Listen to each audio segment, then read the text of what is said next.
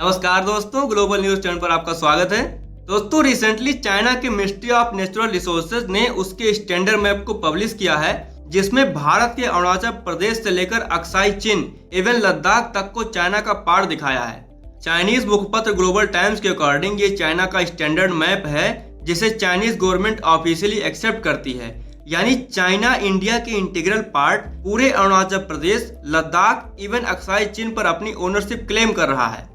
जिसके बाद ministry of external affairs के स्पोक्स पर्सन अरिंदम बागची ने बताया कि इंडियन गवर्नमेंट ने इस सो कॉल्ड मैप को पूरी तरीके से खारिज करते हुए अरुणाचल प्रदेश पर चाइना के क्लेम को कंडेम किया है और डिप्लोमेटिक चैनल्स के माध्यम से कड़ा विरोध भी दर्ज कराया है, जिससे चाइना अपनी हद में रहे।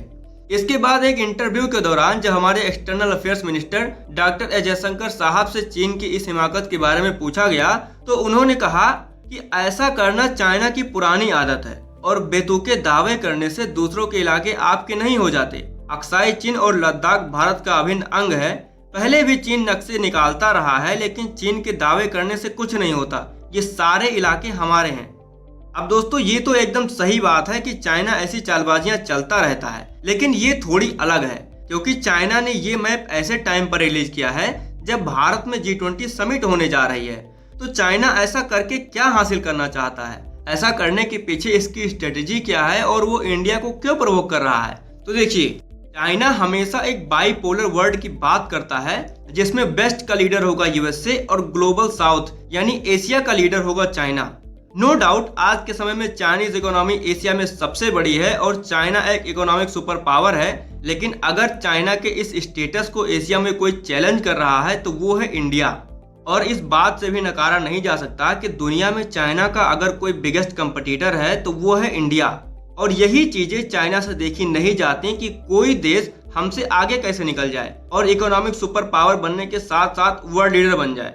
इसी वजह से वो इंडिया की क्रेडिबिलिटी को कम करने और उसे दुनिया के सामने एक कमजोर देश की तरह पोर्ट्रे करना चाहता है, जिससे ग्लोबली इंडिया की वैल्यू कम हो जाए और चाइना अपना इन्फ्लुएंस बढ़ा सके। और इसी के चलते अभी हाल ही में आपने देखा होगा कि चाइना ने भारत में हो रही G20 समिट की थीम वसुधैव कुटुंबकम पर भी आपत्ति जताई थी और कहा था कि G20 में इसका यूज नहीं होना चाहिए, क्योंकि वसुधैव कुटुंबकम एक संस्कृत भाषा का शब्द है जो यूएन की ऑफिशियल लैंग्वेज में नहीं है। दोस्तों, G20 नेशंस में चाइना ही एकमात्र ऐसी कंट्री है जिसे वसुधैव कुटुंबकम से प्रॉब्लम है, क्योंकि होस्टिंग कंट्री का ये हक होता है कि वो अपने अकॉर्डिंग थीम्स लिख सके और उसे पब्लिश कर सके।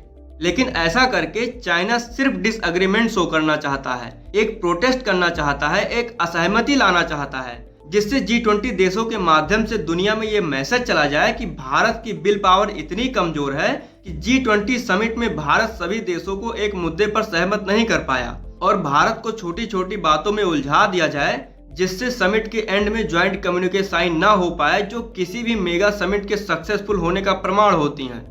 यानी अगर चीन मुद्दों पर असहमति जाहिर करेगा तो जो इंडिया G20 को अब तक की सफलतम समिट बनाने में लगा है, वो सपना भारत का कभी नहीं पूरा होगा। और G20 के इतिहास में पहली बार होगा जब ज्वाइंट कंसेंसस यानी ज्वाइंट कम्युनिके साइन नहीं होगा, जिससे दुनिया को यह मैसेज चला जाएगा कि G20 समिट पूरी तरीके से असफल साबित हुई और इंडिया इस समिट में एक मजबूत पार्टनर या मजबूत मेंबर नहीं है। और इसीलिए चाइना वसुधैव कुटुंबकम पर आपत्ति से लेकर G20 के टाइम पर ही डिस्टॉर्टेड मैप पब्लिश कर रहा है, जिससे इंडिया को प्रवोक किया जा सके और उसकी क्रेडिबिलिटी कम करके खुद लीडर बना जा सके। लेकिन दोस्तों, चाइना ये भूल रहा है कि भारत आज के समय में दुनिया के 5th लार्जेस्ट इकोनॉमी होने के साथ साथ दुनिया की फास्टेस्ट ग्रोइंग इकोनॉमी भी है। और अगर उसने भारत के खिलाफ कोई साजिश करी तो सीमा पर हमारे भारतीय जवान उसे मुंहतोड़ जवाब देने के लिए तैयार हैं और डिप्लोमेटिक चैनल्स के माध्यम से भी इंडिया उसे काउंटर करने में सक्षम है। इसीलिए उसे अपनी हद में रहना चाहिए।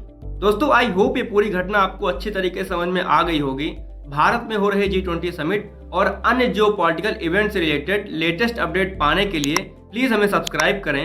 मिलते हैं एक नेक्स्ट वीडियो में, तब तक के लिए जय हिंद, जय भारत।